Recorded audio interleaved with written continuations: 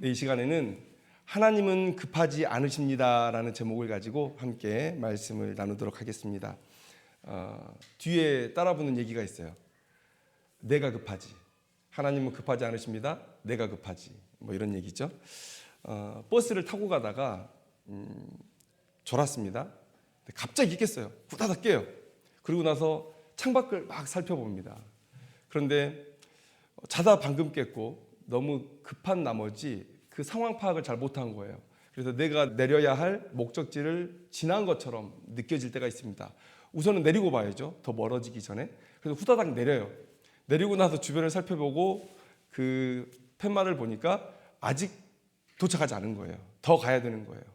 여러분 그런 경험 있으십니까? 저는 몇 번 있습니다. 몇 번. 명확히 확인할 수 있었죠. 잠에서 깼을 때 지금의 이 상황이 어떤지 명확히 확인할 수 있었어요. 그런데 그렇게 못했다는 것이죠.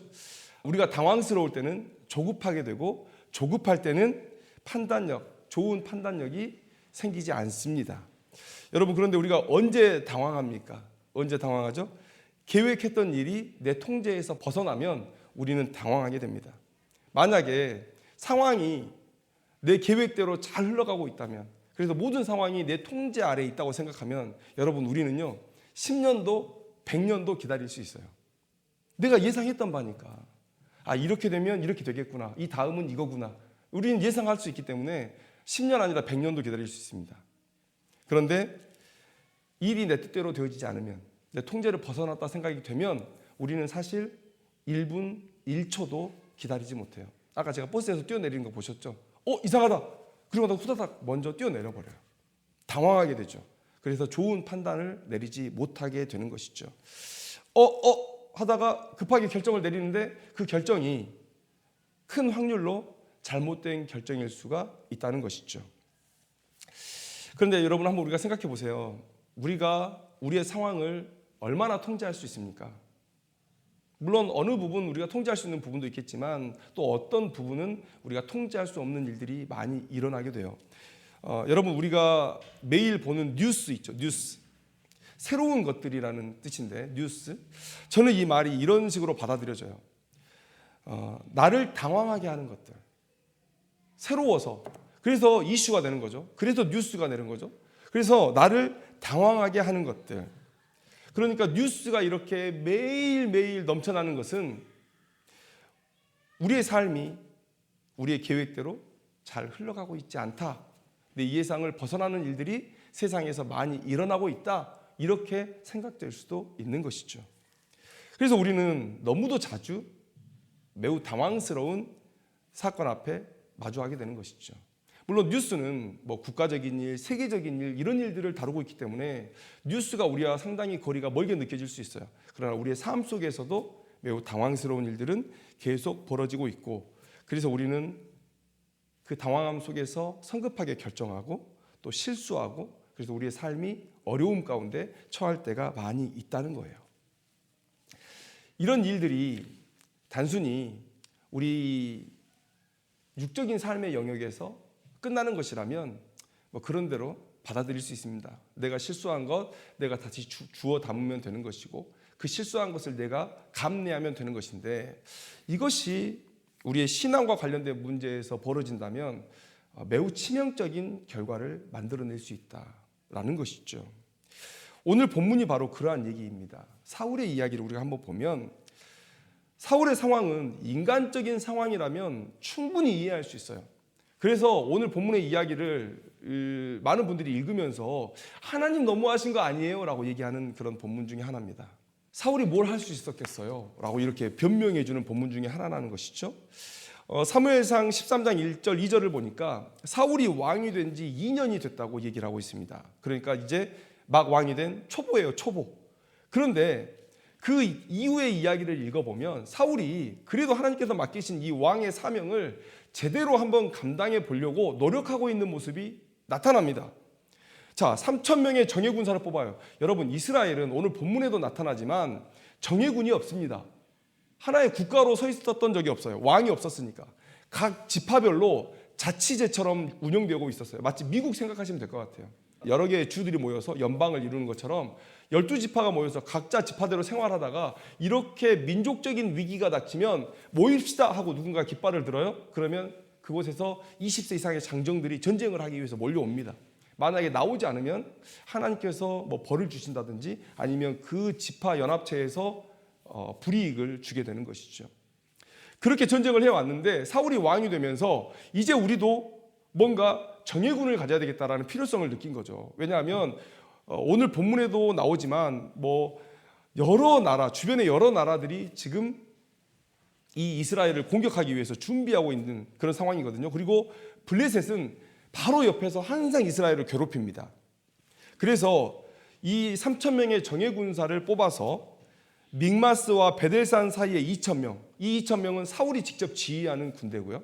그 다음에 기브아에 1,000명, 사울의 아들 요나단이 지휘하는 군대로 이렇게 놔두는 거예요. 근데 이 위치를 잘 보면 누구를 대비하기 위함이냐면 블레셋을 대비하기 위함이에요. 그러니까 블레셋이 계속해서 이스라엘의 위협이 되었다는 것을 보여주고 있는 것이죠. 그런데 2년 만에 침공을 해왔어요. 정예군은 3,000명인데 엄청나게 많은 사람이 철병거를 가지고 쳐들어옵니다. 여러분, 이 전쟁의 이야기에서 사족처럼 붙는 얘기가 뭐냐면 그때에 이스라엘에 철공이 없었다고 얘기해요. 철을 다스리는 기술자가 없었어요. 그러니까 낫이나 이런 것을 벼리려고 해도 어디로 가야 됩니까? 블레셋 땅으로 가야 돼요. 낫 좀 갈아주세요. 곡괭이 좀 갈아주세요. 이런 식으로. 여러분, 철하고 청동기가 부딪히면 이건 전투를 하느냐 마느냐의 문제가 아닙니다. 그냥 둘이서 열심히 있는 힘을 딱 휘두르면 청동기가 부러져요. 철기하고 청동기가 붙으면 게임이 안 됩니다. 그런데 철병거를 가지고 그리고 철제 무기를 가지고 모래와 같이 많은 사람들이 지금 이스라엘과 싸우자고 지금 몰려온 거예요. 왜 사울이 이렇게 당황했느냐? 물론 블레셋이 엄청난 군사력을 가지고 이스라엘 앞에 서 있기 때문에 두려운 마음도 있었을 것입니다. 그런데 사울을 진짜 당황스럽게 했던 것은 뭐냐? 바로 앞에 사울이 진짜 왕으로 인정받는 그런 전쟁이 하나 있습니다. 그게 뭐냐면 암몬 왕 나하스와의 전쟁이었어요. 사울을 하나님께서 왕으로 뽑으셨습니다라는 이 선언을 했을 때 많은 사람은 사울을 왕으로 모시려고 했지만 그 중에 어떤 사람들은 사울을 왕으로 인정하지 않았어요. 그리고 사울도 왕으로서는 좀 어색하지 않았을까 싶어요. 그래서 사울도 왕으로 세워졌음에도 불구하고 자기 집에 가서 그냥 할 일 합니다. 그런데 암몬 왕 나하스가 침입했다는 얘기를 듣고 사울이 하나님의 영이 임해서 강력하게 리더십을 발휘하고 암몬 왕 나하스를 물리칩니다. 그리고 나서 온 이스라엘이 사울을 왕으로 인정을 해요. 그게 불과 2년 전의 일이에요. 그런데 2년 뒤에 블레셋이 쳐들어왔는데 사울을 가장 당황스럽게 했던 것은 이 암몬과 싸웠을 때와 같지 않다는 거예요. 지금 상황이. 암몬과 싸웠을 때는요, 하나님의 영이 사울에게 임했습니다. 사울에게 임해서 출처를 알 수 없는 막 용기와 자신감이 자기 안에 샘솟았어요. 그리고 백성들도 그에 알맞게 호응을 해줬습니다. 함께 모여서 함께 싸워줬어요. 그리고 눈에 보이는 대적은 너무나 두려울 정도였지만 그 승리는 너무나 손쉬웠다. 하나님께서 싸우셨으니까. 이게 암몬과 싸웠을 때의 사울의 경험이에요. 그러면 이제 블레셋이 엄청난 군대로 쳐들어왔는데 이러한 일들이 다시 사울에게 일어나야 되는 거죠. 하나님의 영이 사울에게 임하고 사울 안에 용기와 자신감이 막 불붙듯이 타오르고 그 다음에 이스라엘 백성들이 호응해주고 나가서 승리를 해야 되는 거예요. 그런데 그런 일들이 없어요. 아마 사울도 당황하고 백성도 당황했을 거예요. 그래서 백성들이 도망가기 시작합니다. 사울이 데리고 있었던 군사가 2,000명이라 그랬죠. 그런데 오늘 우리가 15절 말미에 읽었을 때 몇 명 남았다고요? 600명 남았다고요. 그러니까 1,400명, 2,000명 중에 1,400명이 도망을 갔는데 얼마나 두려웠으면 여러분 7절 말씀 한번 보세요. 어떤 히브리 사람들은 요단을 건너 갓과 길르앗 땅으로 도망갔다는 거예요. 요단 동편 땅으로 강을 건너서 도망가 버렸다는 거예요. 이만큼 두려웠다는 거예요. 여러분, 사기 있죠, 사기.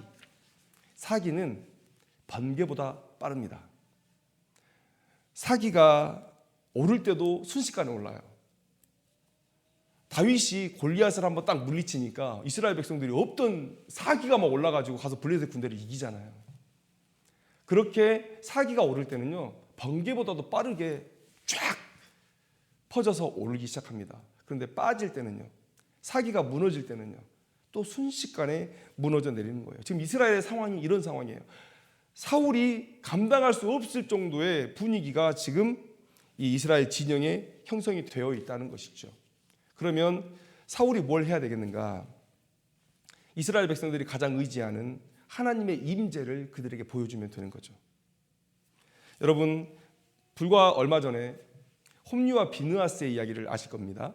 블레셋과 전쟁하는데 이스라엘 백성들이 밀리니까 제사장이었던 홈리와 비느하스를 지켜가지고 언약궤를 메고 나오라라고 얘기하죠. 그래도 전쟁에 졌습니다. 전쟁을 하나님이 하시는 거예요. 그런데 여러분, 사울은 이미 언약궤를 들고 전장에 나왔어요. 이미 들고 나왔습니다. 그런데도 안 되는 거예요. 그러면 이제 뭘 해야 돼요? 유일한 소망은 뭐냐면 사무엘 기다리는 거예요. 사무엘 선지자가 와서 제사를 드려주면, 여러분, 제사는 뭡니까? 하나님이 그곳에 임재하신다는 것을 믿고 있기 때문에 제사를 드리는 거죠. 우리가 오늘 이 시간에 예배를 드리는 이유는 이곳에 하나님이 계시다고 믿고 있기 때문에 우리가 예배를 드리는 거예요. 마찬가지로 사무엘 선지자가 와서, 하나님의 사람인 사무엘 선지자가 와서 이곳에서 제사를 드린다? 하나님이 이곳에 임재하셨다는 얘기죠. 그게 이스라엘 백성들에게 큰 힘이 될 거예요. 그래서 사울이 일주일 동안 정말 지옥 같은 시간들을 보냅니다. 도망가는 이스라엘 백성들을 잡을 명분도 없고, 그래서 그냥 보고 있는 채로 일주일을 기다렸어요. 사무엘이 와서 제사를 드려주면 이 상황이 완전 뒤집어지겠지라는 기대를 가지고 버틴 거예요. 그런데 사무엘이 오지 않아요. 7일 안에 오기로 했는데 그 안에 오지 않습니다. 엄청나게 사울에게는 당황스러운 상황이에요. 여러분, 사무엘이 사울에게 했던 그런 모습들을 보면 매우 따뜻합니다. 사울을 불러서 기름을 붓고 왕으로 세우고, 그 다음에 그에게 나타날 일들을 예언해주고, 이런 일들을 볼 때 사울은 나에게 따뜻했던 이 사무엘을 믿었을 거예요. 이 상황을 반전시켜 주겠거니. 그런데 일주일이 지나도 오지 않았다는 거예요. 여러분, 이런 상황이라면 우리가 사울 이해해 줄 수 있지 않습니까? 사울이 처한 상황이 목숨이 경각에 달려있고 나라의 흥망이 경각에 달려있는 그런 상황이잖아요.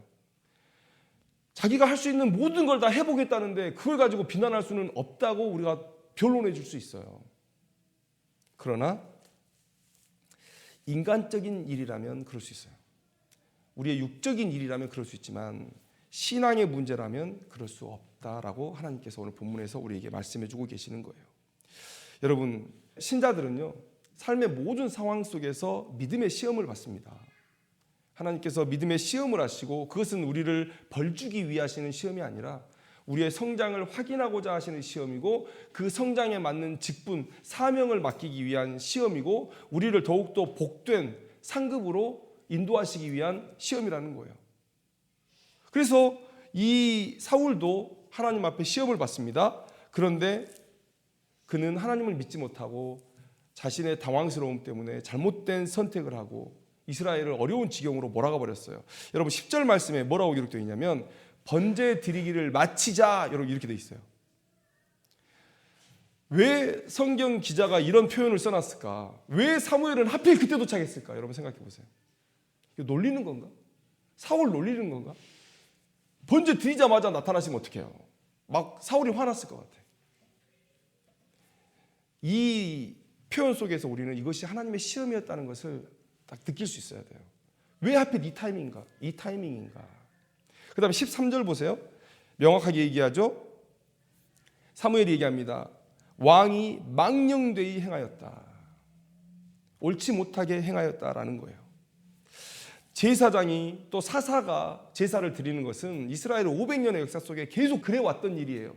몰랐던 일이 아니에요. 이 앞에 사무엘상 9장 12절 말씀에 무슨 말씀이 기록되어 있냐면, 그들이 대답하여 이르되 있나이다. 보소서, 그가 당신보다 앞서갔으니 빨리 가소서. 백성이 오늘 산당에서 제사를 드림으로 그가 오늘 성읍에 들어오셨나이다. 누가 있어야 제사를 드릴 수 있다는 거예요? 사무엘이 있어야 제사를 드릴 수 있다는 거예요. 이것은 이스라엘의 모든 백성이 아는 얘기예요. 모든 백성이 아는 얘기예요. 제사장이 제사를 드린다. 사사가 제사를 드린다. 그런데 그걸 알지만 너무 급했어요. 당황스러웠어요. 그래서 잘못된 판단을 하게 됐어요. 망령되이 행하게 된 것이죠. 여러분, 사울을 이해하려면 이해할 수 있을 것 같아요. 그러나 여러분, 우리의 신앙은 하나님을 믿는 신앙입니까? 사람을 믿는 신앙입니까? 이런 분들 계시죠? 사람에게 상처받고 하나님께 범죄하시는 분들이 있어요. 교회에서 상처를 받았어요. 목회자들에게 상처를 받았어요. 그리고 한다는 얘기가 뭡니까? 나 교회 안 나가. 나 하나님 안 믿어. 여러분, 하나님이 잘못한 게 아니잖아요. 하나님이 잘못하신 게 아니잖아요. 지금 하나님께서 사울에게 잘못하신 게 아니잖아요. 사무엘이 한 약속이었고, 그리고 사무엘이 이렇게 늦은 것도 사울을 향한 믿음의 시험이었다. 그런데 왜 하나님께 범죄합니까? 사무엘상 13장 12절 말씀에 부득이하여, 우리 항상 이렇게 핑계하죠. 어쩔 수 없었어요. 제가 할 수 있는 게 그것밖에 없었어요. 제가 그 상황에서 뭘 어떻게 합니까? 라고 하나님 앞에 얘기해요. 그런데 대부분 이런 변명은 믿음이 없는 사람들의 변명입니다. 믿음은요, 인내를 만들어내요. 왜요? 하나님을 믿기 때문에. 하나님께서 이 상황을 주장하신다고 믿기 때문에 믿음은 곧 인내와 동의어입니다. 얼마나 인내하느냐, 얼마나 하나님의 손길을 기다리느냐, 그게 우리의 믿음의 크기예요. 여러분, 홈리와 비나스 사건에서 이미 보여주셨잖아요. 언약궤가 승리를 주느냐, 아니면 하나님을 향한 믿음이 승리를 주느냐. 우리는 말할 수 있죠. 언약궤를 들고 나갔는데도 졌잖아요. 그런데 하나님은 자신의 능력으로 그 언약궤를 다시 이스라엘로 돌리시잖아요. 우리의 믿음이 승리를 하는 거예요. 다시 똑같은 질문을 사울에게 할 수 있을 것 같아요. 제사가 승리를 주느냐? 네가 지금 전쟁터에 들고 나온 그 언약궤가 승리를 주느냐? 아니면 나를 향한 믿음이 승리를 주느냐? 하나님을 향한 믿음이 있었다면 이렇게 조급해하지 않았을 거예요. 이미 사사기 시대에 하나님께서 기드온의 역사를 경험하면서 300명만 남기고 너무 많다, 다 보내라라고 말씀하시잖아요. 하나님의 싸움은 사람의 많고 적음에 있지 않아요. 무기에 좋음에 있지 않아요. 하나님이 내 편이시면 이기는 것이고 하나님이 내 편이 아니면 지는 싸움이에요. 여러분, 어제 우리가 성경 공부할 때 했던 본문인데, 야곱이 에서를 만나러 가는데 에서는 이미 야곱을 죽이겠다고 400명의 장정을 밀고 들어옵니다. 근데 야곱이 어떻게 그 상황을 이겨냈습니까? 군사를 준비했습니까? 목 내밀고 죽으러 가는 거예요. 그런데 하나님께서 야곱을 지키시니까 야곱이 사는 거죠. 그렇게 승리하는 것입니다. 부득이하여, 이것은요, 믿음 없는 사람들의 핑계예요. 그러나 이 핑계가 하나님께 받아들여지지 않습니다. 그래서 그가 이런 불순종을 했을 때 어떤 결과를 얻게 됩니까? 13절 하반절을 보면, 그리하였더라면 여호와께서 이스라엘 위에 왕의 나라를 영원히 세우셨을 것이거늘 이제는 그렇게 되지 못하겠습니다. 이렇게 얘기하는 거죠. 약속된 영원한 왕위가 사라졌어요. 여러분, 우리를 한번 돌아보죠. 왜 이리 조급합니까? 왜 이리 조급하죠? 저는 그 이유가 이 시대의 신앙의 트렌드와 매우 밀접하게 맞닿아 있다고 생각을 해요. 친구 같은 하나님, 아빠 같은 하나님, 너무 친밀함을 강조해요. 그래서 어디까지 나아가 버리냐면, 나와 함께 이 고난의 진창에서 함께 뒹굴고 있는 하나님을 우리가 생각한단 말이죠. 히브리서 4장 15절 말씀에 모든 일에 우리와 똑같이 시험을 받으신 이로되, 이 말씀을 기록한 이유는 뭐냐면, 우리를 그래서 너무도 잘 이해하고 그래도 우리를 위로할 수 있고 우리를 건지실 수 있는 하나님이다라는 것을 강조하는 것인데, 우리는 이 말씀을 그냥 나와 함께 이 고난의 진탕에서 구르고 있는, 함께 구르고 있는 하나님을 묵상한단 말이죠. 그런 하나님께 우리가 왜 기도하겠어요? 나와 함께 고난받는 하나님인데, 성취를 의심하고 불안해하고 걱정합니다. 그런데요, 여러분, 시대가 그렇게 변해갔어요. 찬양의 가사가 너무 달콤하죠. 그런데 20, 30년 전 우리 어머니, 아버지 때의 신앙의 모습들 한번 보세요. 그분들은 어떤 하나님을 신앙했습니까? 자녀의 미래를 놓고 하나님 앞에 간절히 기도했어요. 가정의 사업을 놓고도 하나님 앞에 간절히 기도했어요. 병이 걸리면 병 고쳐달라고 정말 무식하리만치 하나님 앞에 매달려서 기도했어요. 교회의 부흥을 위해서 기도했습니다. 이 나라를 다시 이렇게 세워달라고 기도했어요. 왜요? 하나님은 높으시고 능력이 있으셔서, 또 하나님 나와 질적으로 다르신 하나님이고, 또 마음만 먹으면 이루시지 못할 일이 없기 때문에 내가 하나님 앞에 간절히 부르짖어서 하나님께서 감동하시면 이 모든 상황을 다 해결해 주시고 더 나은 상황으로 바꾸어 주실 것이라는 그런 믿음이 그분들에게 있었어요. 높으신 하나님, 여러분, 가까운 하나님 좋습니다. 하나님께서 우리에게 다가오셨으니까 가까운 하나님 좋아요. 그러나 여러분, 믿음의 사람들이 하나님께서 가까이 다가오셨을 때 어떤 반응을 보였는지 아세요? 엎드렸어요. 하나님의 얼굴을 바라보지 못하고 엎드렸어요. 바닥에 쫙 엎드렸어요. 하나님은 다가오시는데 하나님과의 나와의 차이는 더 많이 느껴지는 거예요. 우리가 대통령에 대해서 이런저런 말을 뒤에서 할 수 있습니다. 그런데 대통령 앞에 가면 그 얘기 못하죠. 만남 자체가 영광일지도 모르겠어요. 악수하려고 그러면 막 이렇게 손 딱 안 씻고, 그런 상황들. 하나님 우리에게 가까이 다가오시지만 그 다가오심을 경험한 사람들은 하나님 앞에 엎드리고 하나님과 나와의 질적인 차이를 고백할 수밖에 없어요. 친구 같은 하나님 좋습니다. 그런데 균형을 찾아야죠. 나와 다른 하나님, 나와 너무도 달라서 질적으로 너무 멀리 계신, 그 멀리 계신다는 얘기는 거리감이 멀다는 얘기가 아니라 내 수준, 내 능력, 내 지식과는 너무나 거리가 있는 하나님. 그런 하나님을 우리가 고백할 수 있어야죠. 그런데 하나님이 너무 만만해졌어요. 그러니까 신앙할 맛이 안 나요. 기도할 맛이 안 나요. 예배드릴 맛이 안 나요. 왜요? 맨날 친구 같다고 나랑 같이 진탕에서 구르는 하나님을 찬양했는데 그 기도할 맛이 안 나는 거예요. 이거 할 수 있는 거예요, 하나님이? 20, 30년 전에 우리 부모의 신앙은요, 하나님은 모든 걸 하실 수 있다는 그런 믿음으로 간절히 매달렸고, 지금은 그냥 나와 함께 진탕에 뒹굴면서 나를 그냥 위로해주는 그런 술친구 같은 하나님? 이런 하나님이 되어버렸다는 것이죠. 여러분, 왜 하나님은 조급해하지 않으실까요? 하나님은 모든 것을 아시고 또 그 완전한 지식 아래 모든 것을 계획하셨고 그 계획을 성취할 능력을 하나님만이 가지고 계시기 때문에, 그래서요, 하나님은 늦는 일이 없으세요. 이 말은 무슨 얘기입니까? 사울은 지금 하나님 지금 늦었어요를 얘기하는 거죠. 이 군사들 다 빠져나가면 도대체 누구와 전쟁을 합니까? 하나님 늦었어요. 지금 일주일 지났죠. 이제 저 어떻게 해볼 수 없어요. 늦었어요. 그런데 하나님은 늦는 일이 없어요. 하나님은 늦는 일이 없다. 여러분, 우리가 역사를 구속사라고 얘기를 합니다. 그러니까 인간의 구원에 대한 역사다. 여러 역사를 바라보는 관점들이 있지만 신앙인들은 구속사로 바라봐요. 저는 이 정의가 다른 어떤 역사를 바라보는 관점보다도 포괄적이고 완전한 정의라고 저는 믿습니다. 왜요? 하나님 입장에서 구속사인 거예요. 하나님께서 이 세상을 창조하시고 이 세상을 인류를 구원을 위해서 이끌어 가시는 역사인 거예요. 그러니까 이 역사는 인간이 어떤 식으로 바라보든 상관없이 구속사인 거예요. 그런데 하나님께서 어떻게 이 구속사를 이끌어 가십니까? 어떻게 성취해 가십니까? 원시복음에서 말한 여자의 후손, 그 예수 그리스도, 또 이삭을 바친 아브라함의 이야기에서 계시하셨던 아들을 죽이는 일에 그 아들이 되어야 할 예수 그리스도, 그 예수 그리스도가 태어나기까지 얼마나 많은 방해가 있었어요. 얼마나 많은 위기가 있었습니까? 이스라엘이 스스로 불순종해서 초래한 위기가 있었고요. 사단 마귀가 괴롭혀서 흔들었던 그런 위기가 있었어요. 여러분, 제가 룻기 어제 잠깐 말씀드렸죠. 엘리멜렉이 죽고 두 아들 말론과 기련이 죽었어요.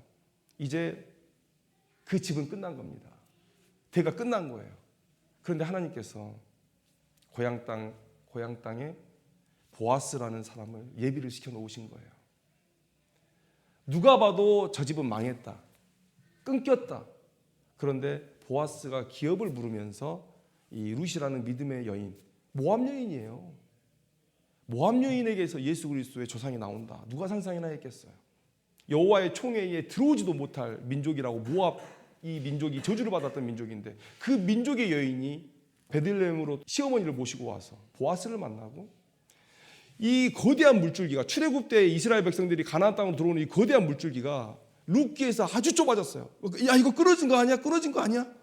그런데 하나님께서 이 끊어졌을 것 같은 이 구원의 역사를 다시 이끌어 가셔서 결국 예수 그리스도까지 이끌어 가시는, 여러분, 하나님은 성취하세요. 하나님께는 늦는 일이 없다. 늦는 일이 없다. 여러분, 이스라엘 백성들이 자꾸 전쟁 나면 언약궤 메고 나가잖아요. 왜 그렇습니까? 하나님께서 언약궤 위에 시은좌를 마련하시고 그 시은좌에 내가 그곳에 임하겠다라고 약속을 해주셨어요. 그런데 여러분, 하나님께서 왜 그런 자리를 정하시고 거기에 임하시겠다고 약속을 주셨는지 그거 이유를 아셔야 돼요. 우리는 너무 연약해서 보지 않고는 믿지 못하는 사람이에요. 손에 뭔가 증거를 쥐지 않고는 믿지 못하는 사람이에요. 지금 수없이 많은 이단에 빠져있는 사람들, 너 그러면 지옥 간다, 그 협박 아래 그렇게 허덕이는 게 뭐예요? 구원의 확신, 눈에 보이는 구원의 확신을 못 가진 거죠. 이스라엘 백성들이 그런 연약함 가운데 있습니다. 그래서 하나님께서 눈에 보이는 성소를 주신 거예요. 내가 여기에 임할 거야. 그러면 이스라엘 백성들은 하나님이 우리와 함께 하신다는 그 성소가, 그 언약궤가 자기들과 함께 있을 때 하나님이 우리와 함께 하신다는 그런 마음의 평안함 속에 살 수 있겠죠. 그러니까 하나님은 어디에나 계세요. 우리가 찬양했잖아요. 하나님 어디에나 계시죠. 그러니까 우리가 어디에서나 예배할 수 있습니다. 그런데 하나님께서 이 시은자를 주신 그 목적을 알아야 돼요. 그들의 연약함 때문에 주신 거죠. 그런데 이스라엘 백성들은 그걸 모르고 이 언약궤를 무슨 부적 다루듯이, 알라딘의 요술램프 다루듯이 들고 다니는 거예요. 인격적으로 하나님을 만나고 하나님을 예배하고 하나님을 믿을 생각을 하지 않고 그렇게 부적처럼 하나님을 대하는 거예요. 중간기 400년의 역사가 있습니다. 말라기가 끝나고 예수님의 이야기가 시작될 때까지 400년 동안 성경에 기록될 계시는 끊겼어요. 근데 여러분, 그 계시가 끊긴 동안 하나님께서 뒷짐지고 뒤돌아서셔서 이스라엘을 위해 일하지 않으셨습니까? 구원의 역사가 끊겼습니까? 바벨론에서 페르시아로, 헬라로, 톨레미, 셀루커스, 그리고 잠깐의 독립과 그리고 로마의 압제, 이 많은 제국들의 역사 이후에 예수 그리스도께서 탄생하시고 결국 그 제국의 역사는 뭡니까? 하나님의 구원의 그 이야기를 완성시키려는 하나님의 일하심의 결과물이었다라는 것을 우리가 알 수 있는 것이죠. 여러분, 어디에나 계신 하나님이에요. 보이지 않아도 여기 저기 그리고 거기에 계신 하나님이시라는 거예요. 이스라엘이, 사울이 이런 하나님에 대한 믿음만 가지고 있었다면 그들이 오늘 이러한 죄악 가운데 빠졌을까요? 사울이 이런 이 믿음의 비밀을 제대로 깨닫고 하나님이 지금 이곳에 계신다, 우리가 기도하고 나아가면 하나님께서 사무엘이 없을지라도 오늘 우리와 함께 하셔서 승리로 우리를 이끄실 것이다. 두려워하지 말아라. 왕이라면 그런 일을 해야죠. 왕이라면 그런 일을 해야 되는 것이죠. 여러분, 이스라엘 사람들 중에 기름 부음 받는 세 사람이 있습니다. 제사장, 왕, 그리고 선지자. 왕은 어떤 존재입니까? 이스라엘은 신정국가죠. 하나님이 왕이었던 나라예요. 그런데 그들이 왕을 요구했어요. 하나님께서 왕을 하나님과 이스라엘 백성 사이에 세워두셨습니다. 그럼 왕의 역할도 똑같은 거예요. 제사장이나 선지자 역할과 똑같은 거예요. 함께 기름 부음을 받고 하나님의 말씀을 듣고 이 백성들을 이끌어가는 존재가 바로 왕인 거예요. 사울이 왕으로 부르심을 받았고 하나님의 놀라운 능력을 경험했다면 이제 이스라엘 백성들에게 말할 수 있어야죠. 암몬 왕 나하스를 물리치셨던 그 하나님이시라면 오늘 이 블레셋도 이길 수 있습니다라고 말을 해야죠. 도망간 이스라엘 백성들을 향해서 도망가지 마라, 하나님이 우리와 함께 하신다라는 얘기를 했었어야죠. 근데 왕이 하나님이 지금 우리와 함께 하시지 않는다, 안절부절하는 거예요. 제사를 드려야 하나님 오실 텐데 언약궤를 들고 와야 하나님이 오실까? 여러분, 사람들은 급하게 움직이는 것을 사랑이라고 착각해요. 뭔 일이 일어났어요, 빨리 움직여야지, 분주해야죠. 내 아이가 다쳤어요, 어떻게 빨리빨리 움직여야죠. 그런데 여러분, 빨리빨리 움직인다고 다 사랑은 아닙니다. 하나님은 자기 백성이 고난을 당할 때 알지 못하는 순간, 알지 못하는 장소에서 이미 일하고 계세요. 더 정확히 말하면 어떤 사건이 벌어졌을 때 그 사건에 대응하시는 분이 아니에요, 하나님은. 아이고, 내가 모르던 일이 일어났네? 야, 빨리 가서 도와줘야지. 여러분, 하나님은 이렇게 판단하시면 안 돼요.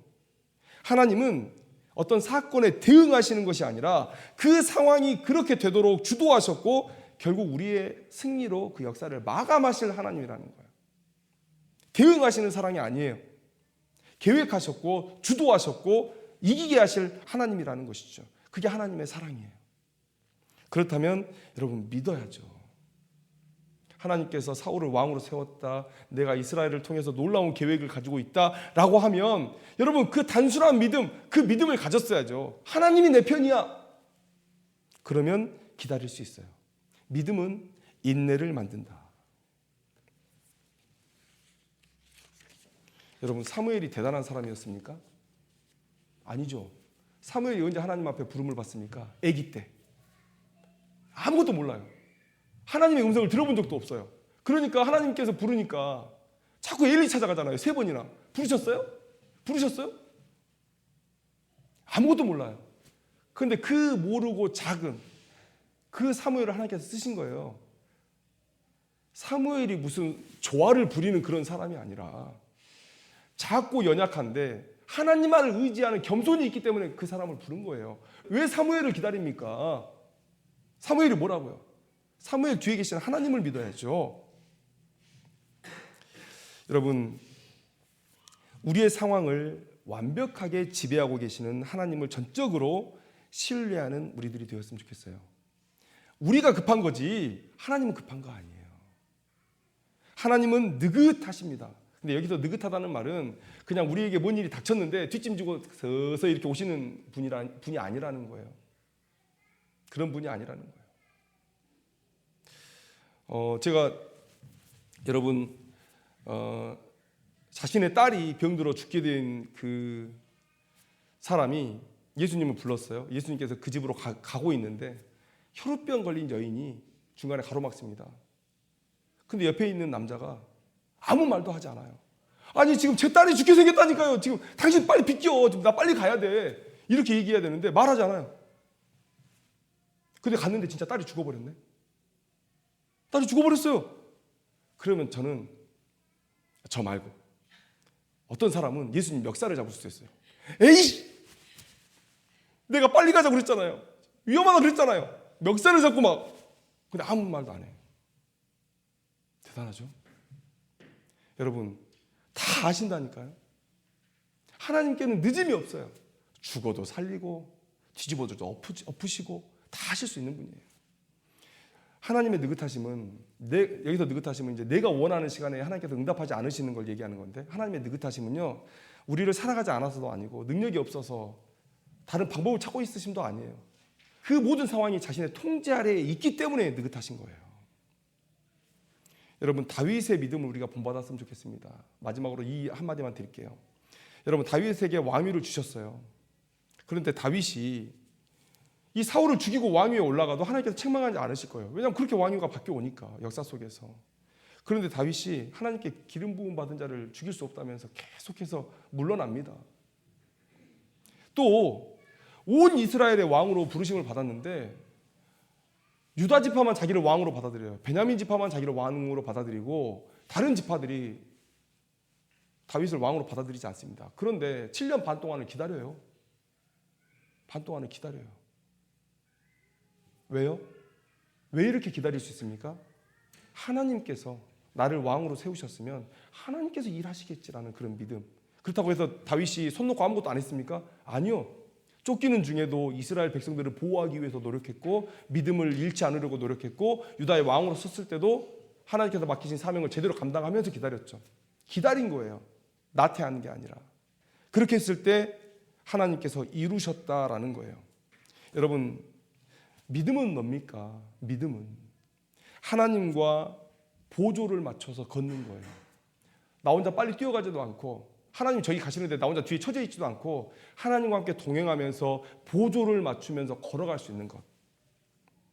묵묵히 걸어가시는 하나님과 함께 동행하며 마음의 평안을 누리고, 그러나 그 평안함 속에서 우리의 삶은 하나님께서 주신 열정과 능력으로 가득 찬 인생, 여러분 이게 신자의 삶이에요.